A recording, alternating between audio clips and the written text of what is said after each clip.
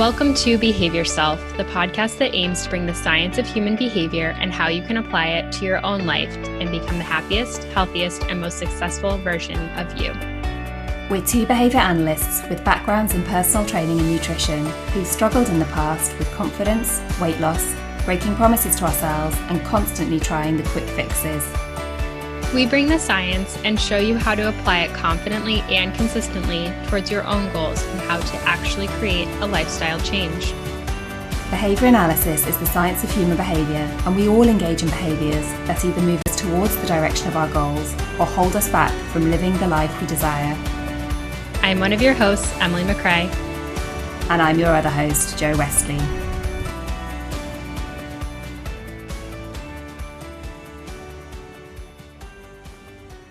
Hello. Hello. How you doing? I'm doing well. How are you? I'm good, thank you. Happy Thanksgiving. Yes, we just How had was it? It's good. I am so thankful just to be still having a job, be working, have healthy family. My family's all healthy. I'm just honestly incredibly grateful for that this year. And I think many, many people are, and a lot of people have struggled throughout this year, but we do have a lot to be thankful for. So what are you thankful for? I know you don't get to celebrate Thanksgiving in the UK, but still time to be thankful. Very much. I just got a new work phone. I've never had a work phone before. I've always just had my personal phone that I've had clients WhatsApp me at 9 o'clock at night and call me at the weekends and all sorts. And so I'm very, very grateful to have this new personal phone so that come 6 p.m. in an evening and weekend, I can turn my work phone off, which is just such a joy. And I think I'm already sleeping better. I'm already less kind of anxious at the weekends. It's very nice. Yeah, I can commiserate with that for sure. Very thankful for that. Good. So today's topic, we are going through, we have a listener question of, if I don't know what my goals or behaviours should be, what do I do? I think we mentioned in a previous podcast episode that really everyone has goals, even if you are a millionaire who lives on an incredible desert island. In fact, those people more than anyone will probably have big goals because that's how they got there. But if you don't know what your goals are, how do you pick them? And so that's what we're going to be looking at today. Yep. So excited. This is our, this is all what we do, but picking and deciding which goals are most important for our clients is a big part of our job, other than changing the behavior, setting those goals and really getting clear and specific with them on it. Yeah, that's interesting, isn't it? And I guess we'll come into that later. But from my point of view, choosing a goal for a young child with autism would be very different from talking through a goal and a structured plan for one of my adult nutrition clients. So I guess we can go into both sides of that. Yeah, it's been so different. And I know we've had some listeners ask, how to get into behavior analysis for health, sport, fitness, nutrition, and how to kind of transition from working with children with ABA or children with autism in ABA. But it's such a different perspective to take on when you're working with an adult who has control over their own life versus a child who you're helping them through whatever goal you're working on and setting that either with the help of another teacher or a parent or something like that. It's a very different perspective to take. And I guess the wonderful thing is about humans, particularly adult humans, is that we are so weird and wonderful and different that everyone might have such different goals and plans that they want to work towards. Whereas typically with the children that we work with, and I'm not saying this is right, but there is often a set structure for child development and the goals that a child should hit throughout development, whether that's walking or talking or playing in a certain way. I'm not saying it's right and that we should structure our children's learning through that, through those milestones, but that is typically what we would do for a child. Whereas with an adult, one adult might want to work towards becoming the president of the United States, whereas another adult might want to work towards playing the ukulele. And we're just so weird and wonderful in our differences that, that's the wonderful thing. It is. It's awesome. So first, we typically look at what is important to you as the individual. So really, if we're looking at adults in particular, what is important to you in your life I've had clients come to me and say, I have all these goals, but I don't know how to pick just one. And I typically do make them narrow it down to just focusing on one to start.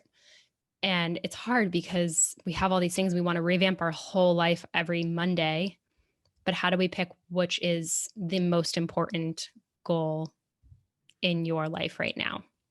So we look at something called socially significant behaviors or goals.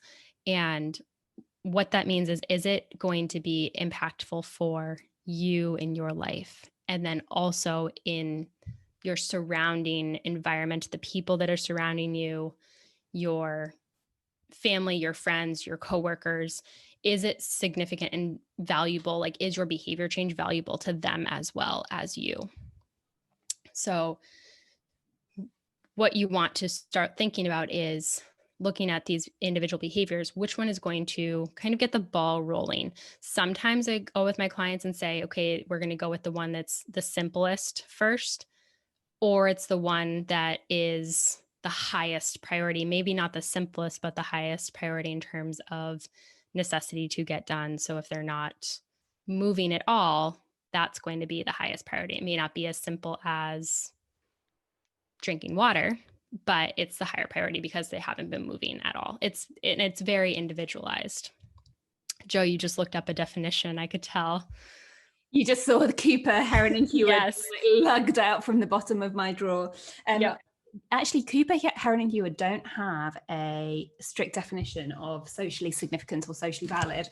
I'm just going to check that because I don't want to say that and we have loads of listeners message going, actually, there is. Who are pulling out their Cooper books.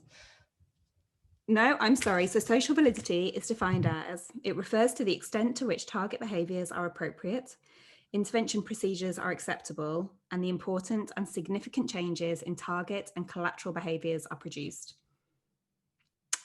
So are the behaviours appropriate? And I guess there's some variation in what is considered appropriate.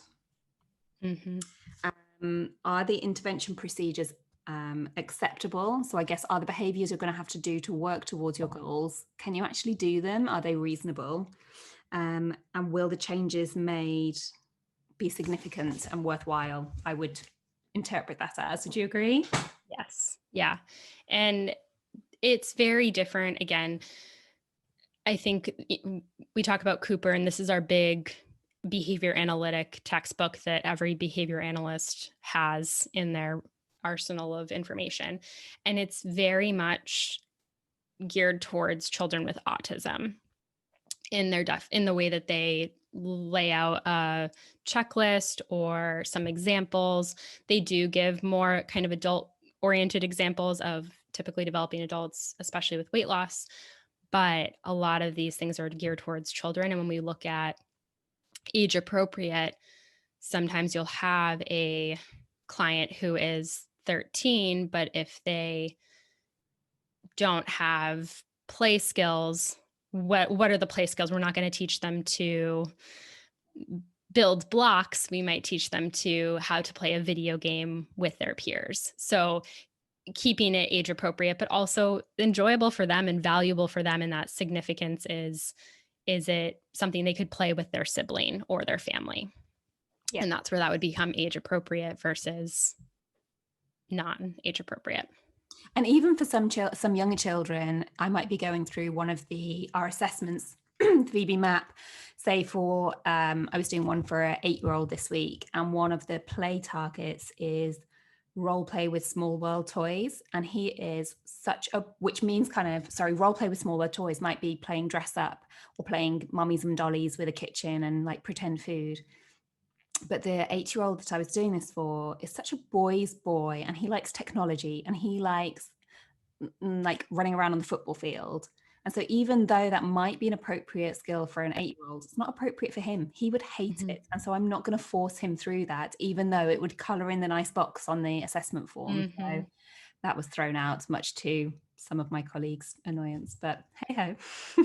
No, I'm the same way. There's certain goals on there that certain clients I would have, it wasn't either appropriate or necessary for them to really be able to do, because it was going to be more of a battle of them doing something they didn't enjoy versus being able to teach them how to play with something they do enjoy and maybe invite a friend to join or talk about it afterwards and or explain the rules of a game. I worked with a client who would explain the rules, but explain them falsely so that he could win every time.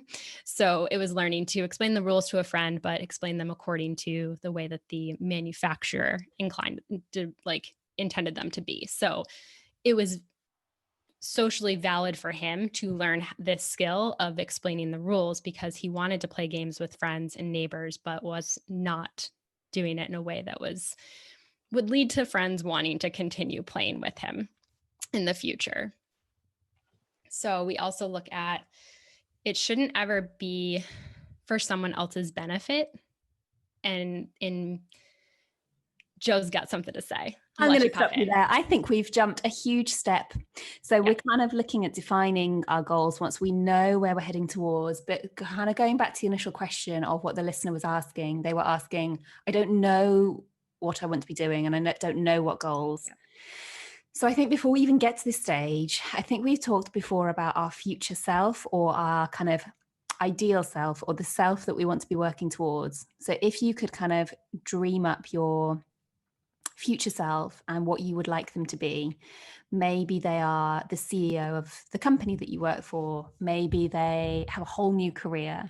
Maybe they have a family and children and you're currently single. Maybe they are a rock star who can play the electric guitar and you currently can't play a guitar. Whatever it might be, think about that future person and what your most ideal self, your highest self, what they could be doing, what skills they have, how they live, what they do on a day-to-day basis, and maybe think about what you would need to do to get there, or do some of the daily activities, the daily behaviors that you think that person does.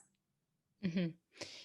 Yeah, it's looking at what if I said to you, okay, a year from now, you're doing X, Y, and Z behaviors every single day, and this is something that you have struggled with and you want to be more consistent with. What are those things looking like for you? Are you consistently getting up early and getting things done? And because right now you're rushing and feeling stressed like you don't have time, but a year from now you have the time and you're controlling that and you have time management. Okay, what does time management look like? What do all the behaviors that go into that look like? Great. Now we can start setting those goals Perfect. and looking ahead of. And Yeah. if you're not sure, there is Google, and Google is wonderful. Like if you want to Mm. be the boss of your own company, you can Google, how do I start my own company? If you don't know what career to kind of go into, there are plenty of kind of questionnaires that you can fill in online. How accurate they are, I don't know. But Yeah. anything, whatever it is, like how do I become a guitar player? There, you can YouTube many videos. So if you're not sure of the exact behaviors, just Google that stuff. Hmm. Okay. Once you've decided what your kind of goal person, your goal behaviors are going to be, I think you were about to move on to is, are those goals meaningful? And how will it change your life for the better? Yeah. So again, we kind of talked about this a little bit before, but what does it mean if you're going to drink if you're sitting there and going, I want to drink more water, and I say, okay, well, what's that going to do for you? What is the meaning behind that? Because if you're just doing it because you were told you should or everyone is doing it, you're less likely to engage in that behavior and increase it and stick to it and want to change that. Maybe, for instance, for my clients, when they do the in-body assessment, we can see where their water level is, which is really cool, and like their total body water. And so for them, it's looking at hydration in terms of maybe they're really close to that dehydration range. And health wise, that's really unhealthy and unsafe. And so there's a deeper health benefit to it. Mhm. Or somebody who wants to eat less sugar. Well, maybe you're doing it because everyone else is trying to eat less sugar and whatnot. Or you're doing it because you were at your doctor's and they brought up diabetes and your pre-existing conditions. And so now you have something deeper, a deeper medical reason why this needs to change. And so it doesn't always have to be this medical reason, but sometimes that's a really big factor in why we're changing our behaviors is it's becomes deeper value to us because we care about our health and our long-term health over time and being around for our kids and being able to play with our kids out and go run versus being kind of stuck indoors or not feeling our best self. I often find when I have clients come to me who have these slightly arbitrary goals and they don't have a very clear why, if I ask almost the opposite question of kind of your future self question to them, we then either get to the real reason or they don't have a real reason and we change their goals slightly. But if the goal that you've given me, whether that's eat less sugar, drink more water, if I could wave a magic wand and you woke up tomorrow being that perfect person that did all those things, then what would that look like? And sometimes I feel like a toddler and I just say to them, but why? But why? And I'll just keep saying but why until we eventually get to the real reason. And sometimes that question can get to the real reason and it's a good one. And sometimes we have to rethink their planned goals. Hmm. Going several whys deep is actually a really powerful tool if you can get past feeling like a 4-year-old that's asking why over and over and over again. Um, Something we also think about is that it shouldn't be ever be for somebody else's benefit. And this is something that I certainly come up against a huge amount in work, whether it is a parent that wants me to teach a child how to have good eye contact or play a particular social game. I'll always say to them, but who's it for? Is it for you or is it for the child's benefit? And the same with adults as well, like who's going to benefit from you working towards these goals? And if it's not you, and sometimes we can work towards a goal to benefit someone else because it's not truly altruistic. It really does benefit us as well, but it should never be purely for the benefit of someone else. And sometimes digging into maybe societal expectations of why we have these goals and expectations on ourselves, which I think could be Hmm. a whole other podcast. Oh, it absolutely could. And I think that also plays into if you have family or parental expectations of why you're doing something, cultural expectations, all of these things start to play into why you're doing it. And is it really for you or is it for somebody else? And pulling that apart. And maybe there are things that you need to be doing in your life because of certain reasons. And that's okay. But making sure that you're also working towards goals that are valuable to you and meaningful for you and will benefit you and the rest of your life, because that is what's most important. Hmm. Cool. I guess a slightly connected one would be checking whether it's socially appropriate, which is something we talk about a lot in behavior analysis, or whether it's safe. And with my adult clients, I find that a good general litmus test for this is, can you go to your family doctor or your GP and tell them your plans, behavior plans or goals, without being worried that they would tell you you're being dangerous or ridiculous. So if I have a 100-pound woman coming to tell me that she wants to lose weight, I know that if she went to her GP, her doctor, her family doctor, and say, I want to lose weight, they would refer her to an eating disorders clinic or, be really worried about her. That's not safe. If your goal is to do cliff diving, again, your family doctor is probably not going to advise you to do that. I don't know about social appropriacy. I guess maybe tell your family and friends and see if you're comfortable telling your family and friends and know that they'll be excited and happy for you. That's probably a good test. Can you think of any other ways of checking this? I think societally looking at, would they be supportive of it, but also being very cautious of that too, of if they're not supportive for their own, again, their own benefit versus they're not supportive because they're worried about you and your safety and your health. Mm. So if they're not supportive of you going to the gym all the time solely because they don't go and they're not happy with themselves not going and they're questioning why you always work out. I'm the girl that brings weight like dumbbells to a vacation, right? But it has to be it's more about they're concerned about your health and safety versus they don't support it because of their own personal reasons. Yeah, agreed. I guess another one would be whether your goal is practical. If you are a mum to 5 children and you have a full-time job, or a dad to 5 children and have a full-time job and you also have a side hustle, are you also going to be able to start a brand new side hustle and become the CEO of a multi-million-dollar company? No.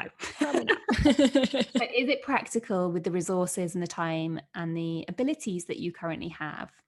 Mhm.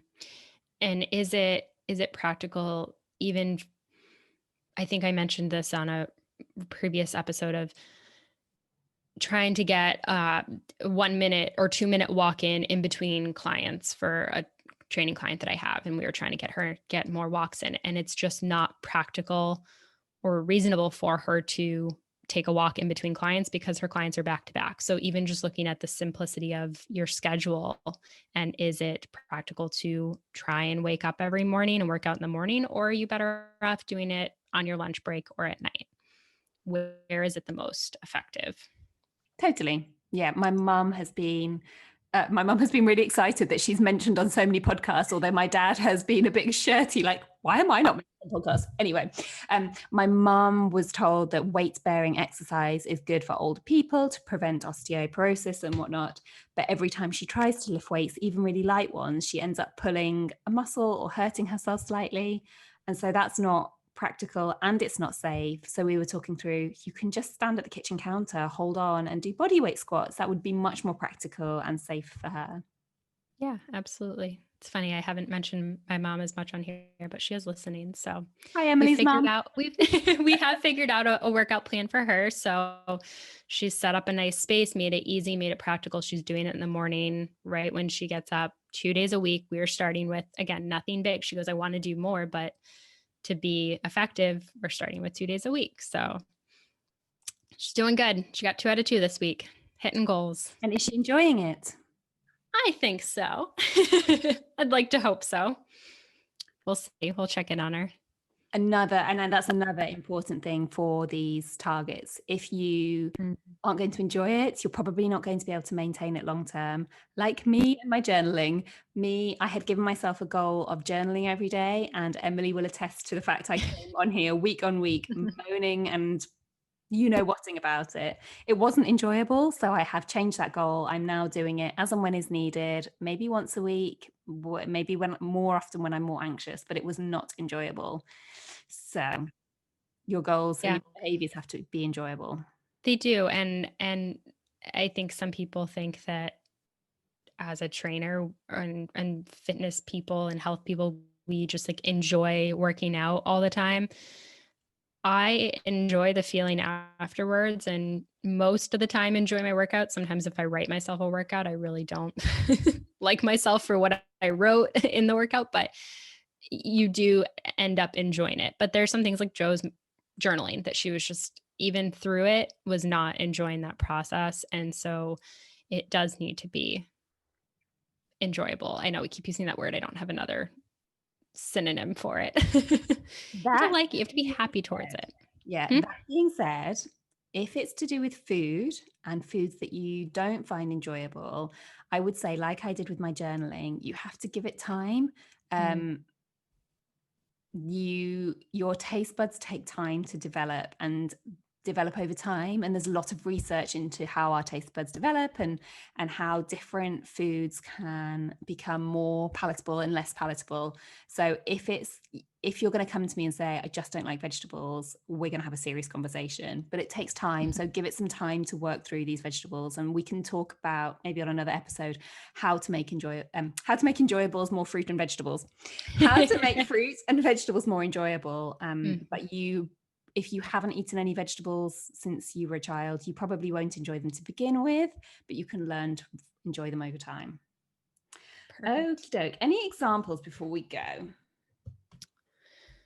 So for selecting some behaviors, I've had a client, we're working on eating more vegetables right now, her and I, but she also had a couple other goals that she came to me with. And the reason we started with fruits and vegetables was she wasn't getting any in. And that was when we talked about last week or 2 weeks ago on baseline data, her baseline for eating vegetables was the lowest at basically 0 to maybe 1 a day. So we were really focusing on that first, and then the other behaviors that we're doing slightly okay, and we can work on increasing them in a few weeks. But when we looked at her baseline data, that was the one that needed to change the soonest because it was socially significant, because we wanted her health and those nutrients to get into her system. So that's how we selected that one. Super. I guess from my point of view, a lot of my clients come to me wanting to lose weight. And as I said before, sometimes we can identify really relevant, appropriate whys behind that. But often when we get down to the whys, maybe we'll say, okay, we'll lose X number of pounds because we're going to increase your steps by however many 100 or 1,000. Therefore, my knees won't ache anymore when I'm walking my children to school. I'll be able to sleep better because I'll no longer be snoring because I weigh less. Maybe if I am heading for some major surgery or childbirth, that will suddenly be a lot safer and easier. And so those might be the more, I can't think of the right word, but this most kind of valid reasons why you're working towards that goal of weight loss. Yeah, that's a big one. And they mentioned that in Cooper as well, of the weight loss being kind of this other target goal, but you have these behaviors that play into weight loss, which we talk about all the time. Of weight loss isn't a behavior, but it can be the goal. And then you have these behaviors that all together lead to eventual weight loss. Perfect. Cool. Okie doke. Anything else? I think that's all I had. What about you? Yeah, I think so. Perfect. So next episode, we're going to be looking at modeling. So the behaviors that we're modeling, or who we're modeling behaviors from, who we're watching, and go through all things about modeling. It's a really fun one. Perfect. It's interesting to see where we're learning all of our actions and behaviors from. Nice. As always, if you've had any thoughts about this episode, if you want to ask us any questions or leave us any comments, you can email us at behaveyourself@gmail.com. behaveyourselfpod@gmail.com.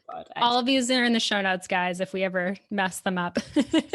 You can find more from Emily at emily.a.mccrae, or you can find more from me at The Behaviour Lady, and behaviour has a U in it because I'm British. And you can find our Instagram page at behaviourselfpod. Perfect. Did I miss anything? As always, we would love for you guys to leave us a review on any of the platforms that you're on. Share this with people that you know. We would love it. We want to get this out to more people and help them change their behaviors, set goals that are valuable to them and that they value. Yes. Talking of which, my people, my friends, my family, people on Instagram, I love you for sending me WhatsApps and DMs about how much you love the podcast. That's not going to help us get this podcast spread. So please copy and paste those reviews into whichever kind of platform you listen to podcasts at. It would really help us out and would help more people find what we're putting out here and hopefully help them as well. And if you don't know how to leave a review, DM us and ask us, because we'll let you know. I had to talk Mom through it the other night. So we should do a task analysis. Yes, we should. Maybe we'll put that in the show notes. My usual job, I'm going to try and get through it without stumbling. A quick disclaimer. Whilst we're both behaviour analysts and qualified in our respective fields, this podcast is for education and information sharing only and shouldn't be taken as personal, medical, or behavioural advice or services. You did it. I feel like I'm smashing it now. The first few weeks were awful. Practice. You'll get fluent with it. Perfect. Right. We'll see you next time. Bye. Bye.